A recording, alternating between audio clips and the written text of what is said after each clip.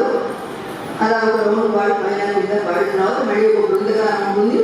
మళ్ళీ second round పాడతారు, ఇంకొక బృందగానం, తర్వాత మంగళం. ఇది ఓవరాల్ ప్లాన్ అన్నమాట. ఇది ఇప్పుడు చదవని సుభద్రాదేవి గారి శిష్యురాలు Y Sautramani, Y Raja Subbalakshmi, Y Varalakshmi Sravani ముగ్గురు కలిసి వినదో భాగ్యము విష్ణు కథ అని కృష్ణ సన్యాసరాగంలో ఆది తాళంలో అన్నమాచార్య కీర్తన గానం చేస్తారు.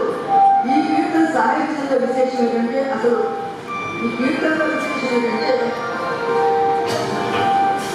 ఏమిటంటే గరిమెడి బాలకృష్ణ ప్రసాద్ గారు వారి స్టూడెంట్గా, అన్నమాచార్య కాలేజ్ స్టూడెంట్గా స్కాలర్షిప్లో వచ్చినప్పుడు ముందు ఈ రేపు కృష్ణమూర్తి గారు అక్కడ ఉండేవారు. వారి శిక్షణలో మీకు ఒక సంవత్సరం అయింది. తర్వాత నేను కృష్ణమూర్తి గారు ట్రాన్స్ఫర్ అయ్యి వెళ్ళిపోయారు. ఆ తర్వాత అంతవరకు నేను కృష్ణమూర్తి గారు ఆయన స్వరపడుతుంటే వీరందరూ పాడుతుండేవారు. తర్వాత మొట్టమొదటిసారిగా బాలకృష్ణ ప్రసాద్ గారు తను స్వరపరిచిన కృతి ఈ ఎన్నడో భాగము విష్ణు కథ. దాని ప్రత్యేకత అనమాట. కానీ సాహిత్యం ఏంటంటే మొత్తం అంతా అనుచరణాలు కూడా విష్ణు కథ వైశిష్టాన్ని చెప్తారు. విష్ణు కథ ఎక్కడెక్కడ వినిపిస్తుంది, సంచారి విధులలో వినిపిస్తుంది, నాడు పాడే వేయాల్లో వినిపిస్తుంది, గీతాల్లో వినిపిస్తుంది, వ్యాస మహర్షి భారతంలో, భాగవతంలో, ఇంకా అనేక పురాణాల్లో వినిపిస్తున్నారు విష్ణు కథ. అంతేకాదు ఏమి తెలియని శాస్త్రాలు తెలియని వాళ్ళు గుళ్ళికలు వాళ్ళు విష్ణుడు నీరంగా పాడుకునే పాటలతో ఆయన విష్ణు కథ కనిపిస్తుంది. అంతటా ఈ విష్ణు కథ సర్వ ప్రపంచాన్ని ఆక్రమించుకోవడం ద్వారా ఆ కథను వినమని చెప్పి అన్నమాచార్య వారు మనకందరికీ చెప్తున్నారు అన్నమాట.